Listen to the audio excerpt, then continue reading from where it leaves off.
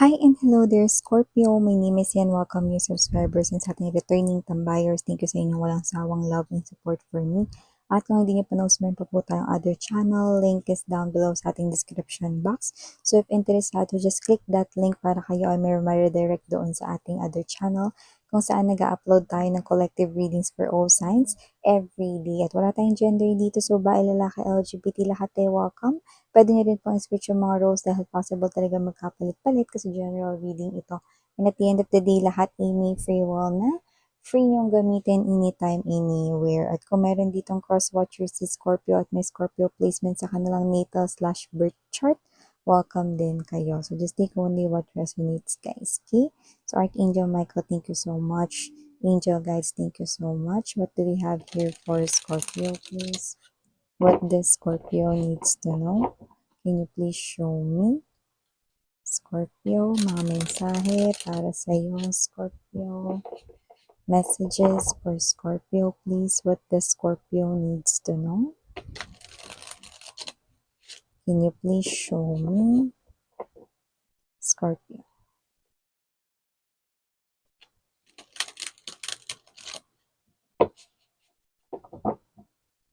Okay, so let's go ahead and check this mga mensahe para sa iyo, Scorpio. So guys, you do have here the energy of Four of Cups, Three of Cups, Three of Swords, Five of Swords, Full Energy, Hangman. Bottom of the deck, we have the Lovers. Oh, a lot of major arcanas. Chariot. And the Four of Swords energy. Could be seeing a lot of number 4s, number 3s, angel number 444, angel number 333, or just single 3s or single 4s, no? Or dalawang 4, dalawang 3, yan, no? Doesn't have to be. Okay, basta madalas kayo nakita or makakita niyan, just take how this resonates. This might be sign or clue for someone specific watching, no? Pero yun nga, naman tayong mga mensahe dito for you is Scorpio. Nakita ko dito ng energy na posibleng meron ditong nag-iisip na kausapin kayo pero kinakabahan naman siya. Kasi baka mauwi lang daw sa wala ang lahat ng kanya ritong mga efforts, no? So parang siya yung klase ng energy, no, na gumagawa, nagtatrabaho, nag-i-effort, no? Pero ini-expect niya rito is yung worst. In-expect niya rito yung negative, no? Kaya kung sino man tong energy na to na I'm talking about love, maybe someone here wants to confess to you that he or she likes you, no? Or baka kayo to, iniisip nyo rito, no, na mag-confess with someone that you like or someone you have feelings for, pero natatakot kayo at kinakabahan, no, na baka kayo ay kanya ritong tanggihan or hindi sagutin or mabasted dito, no? Or kung hindi kayo yan, this could be that person here thinking that way strongly, no? So, nakita tayo dito ng energy ganyan, no? Okay. Yung iba sa inyo, this could be a friend na lumalabas dito or someone here na posibleng maaring naging friends mo na kayo bago kayo na-fall sa kanya or bago siya na-fall sa'yo. Okay? So, maliban dyan, nakatala ko ng energy dito na maaring kausapin ka rito ng friend mo, no, about something. Possible na ito ay hindi naman about trabaho, parang ito ay leisure lang. Uy, sama ka, may swimming kami, yan, no? Or parang, oh, gusto mo ba dumain dito, yan, no? Parang energy ng mag enjoy ka. It's an activity, no? It is not something here na trabaho, okay? Kung saan nakikita ko dito na parang ito ay break mo from work, no? Mawawala rin yung stress mo dito or whatever, no? Kaya go lang, sama ka na dyan, no? Nakikita ko dito na hindi lang naman kayong dalawa, no? Kundi marami rin kayo dyan. Baka yung buong barkada yan, no? Or kayo ng mga friends mo, no? So, nakikita ko dito na kung ano man yan. Parang may energy rito, no? Na sisigaw kayo, no? Tapos may excitement din, halo-halo na. So, hindi ko lang kung kayo ba ay mag-i-Star City, mga ganun. Or mag-Enchanted Kingdom, no? Or saan makipupunta amusement park, yan, Disneyland, mga ganun. Sasakay kayo sa rides.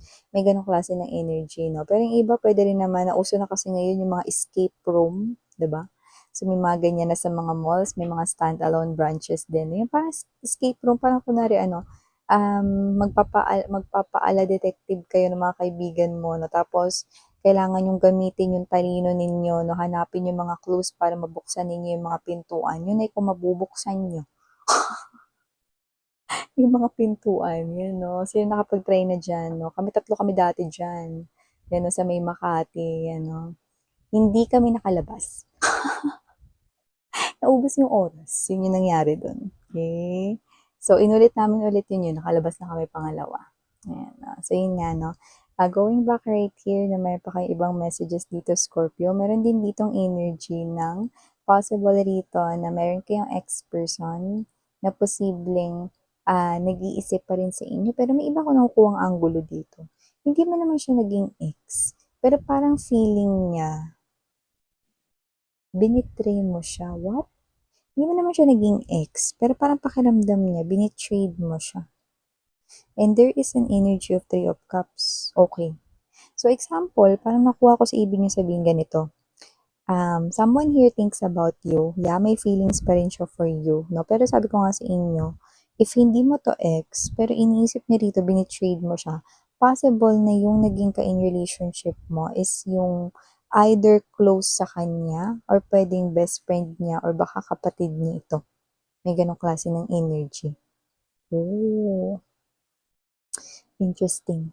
Okay, ganun yung nakita ko rito. Pero kung ito naman ay ang ex mo, no, as simple as that, possible na iniisip niya kayo ngayon dito, no, and this person right here is possible na meron siya ritong energy ng maaring makipagbalikan sa inyo, pero maging friends muna daw kayo. Or, okay lang kahit friends muna kayo. Yun yung energy dito is Scorpio. Okay? So, maliban dyan, nakikita ko rin dito na may someone brand new. Alam ko yung iba, may simula bang brand new sasabihin dyan? Kasi nakasawa naman yung mga nakikita ko sa mundo ko, paulit-ulit yung mga muka. Meron. We have here the Chariot energy and the Lovers, no?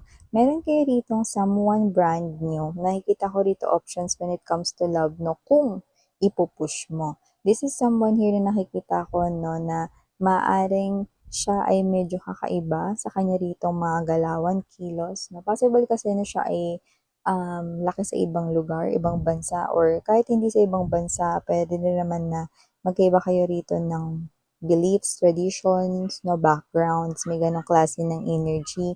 At kung sino man tong energy na to, nakikita ko rito na ito yung klase ng person, no, na parang siya yung energy na busy siya to the point na ayaw niya yung energy nang wala siyang ginagawa. Yun yung energy niya. So, pwedeng itong person na to is someone na successful din. Kasi nakita ko rito na siya yung energy na hindi tamad, no? And at the same time, na siya rin yung klase ng energy that when it comes to love, na iba siya kung mag-express ng emotions and feelings, no? Talagang todo-todo. So, talagang mapufall kayo sa kanya rito, no? Pero, ang nakikita kong unang mapufall dito ay walang iba kundi ikaw. Yan, no? Kasi more likely sa side mo ito ko nakuha, no? So, huwag mag-alala kasi ma-reciprocate rin naman niya itong energy na 'to, no, at mas gusto ka na niya, no, kahit mauuna kang magkagusto sa kanya. Nakuha mo, in short, mauuna kang magkagusto sa kanya, 'di ba? Ngayon ang mangyayari diyan, 'no, ang ending mas magkakagusto siya sa'yo. In short, mas love ka niya 'no, kaysa sa mas love mo siya 'no. Ibig sabihin mahihigitan niya pa 'no, yung sa'yo. Wow, lovers na lovers, yes, nakikita ko na magkakaroon ng relationship sa inyo dito 'no. And speaking of may ka-in relationship naman, like meron na kayong love life, meron na kayong boyfriend, girlfriend, nakikita ko 'no, na posibleng maayos na kayo ngayon 'no, or kung hindi pa, magkakamaayos na kayo rito, magiging okay na kayo rito 'no, magkakausap na kayo rito ng malinaw at kung sino man yan nakakita na ako dito na, "Sorry babe, sorry baby, sorry mahal ko, sorry asawa ko, underscore." Lagi mo binabanggit yung underscore miss yan. Kasi dati, gamit kasi namin mga babes, no? Lalo na yung mga millennial dyan, no? Hindi nyo alam. Okay? Friendster gamit namin dati. No? Uso yung ganyang underscore, underscore, underscore na yan. No? Tapos sa text message, no? Gumagamit kami ng underscore. Diba? Tapos may number pa yan. No? Ano ba sa akin dati? Mr. Yoza underscore. Tapos yung birthday, yan 'no, tapos yun yung sa text message namin dati, yan, gano'n 'no. So wala lang, nai-share lang 'no. So going back right here, Scorpio, nakikita ko dito na magiging okey na kayo ulit ng inyong lover 'no. So okey na, maayos na at nakikita ko rito 'no, na wala na ritong mga kondisyones pa 'no. So may mga makakahinga na ng maluwag 'no. Anong kondisyones minsan siguro may mga sumusuyo rito sa inyo or sinusuyo niyo siya 'no, tapos na yun 'no. Wala na kayo ritong magiging magastos moment na bibilhan niyo siya rito ng Starbucks or kung anong favorite niya rito na dahil okey na kayo 'no. At dahil diyan, pahinga na rin muna sa mga gastos. May mga gano'ng klase ng energies. Yes, nakita natin 'yan dito. Scorpio na ay nakita rin ako ng energy rito taray, meron na rito makakabuo at makakapagpahinga ng maayos. At meron dito 'no, na payapang makakatulog ng straight 'no, parang kahit na 5 or 6 hours lang miss 'yan, 'yun lang naman yung gusto ko, 'yan lang yung pangarap kong mababaw ngayong darating na buwan or ngayong buwan. 'Di pa kasi ako nakakatulog ng maayos, wala pa akong pahinga talaga miss 'yan 'no. Well, wish granted, 'no? With the Four of Swords energy, makakatulog ka na rito ng diretso mga mahal, 'no? Like straight 5 or 6 hours kung anong gusto ninyo. Nakikita ko dito makakabawi na kayo rito ng lakas, 'no? At magsusunod-sunod pa yan sa susunod na mga araw. No? Pero yun nga, hindi rin yan magtatagal. Kasi ewan ko kung ano tong trabaho ninyo. Busy ba kayo? Lagi ba kayong out on the field? Meron ba ditong engineer, architect, or whatever? Or kayo to na parang bakbakan yung trabaho ninyo, no? So, hindi naman ito magtatagal pero makakapag-recharge ka ng energy ng katawan mo. So, ipagpasalamat pa din natin ito, no? Kasi parang ang nangyayari rito, ewan ko kung anong profession ninyo. Parang yung profession kasi ninyo, makakapagpahinga kayo ngayon, pag nakabawi na kayo ng lakas, go push na naman. Parang ganong klase ng energy. Pero, nakikita ko rito, no, na meron pa ritong iba pang message, no, na parang yung iba sa inyo, hindi lang ito basta makakatulog. Parang yung iba sa inyo wishing na mag-grant rito yung leave ninyo. Ewan ko kung saan kayo pupunta, maaring vacation or parang basta pagbabawas ng stress ninyo. So, yan ay magagrant, no? Yung leave na yan or kung ano man yan. Okay?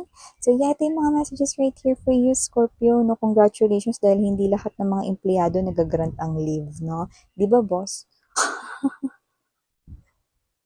Nagparinig. So, yun mga babes, ito yung mga messages here for you guys. Thank you so much again. I'm Yuriana Oni for the girls and Yana Duna for the boys. Sarang ngayong love and light. Annyeong.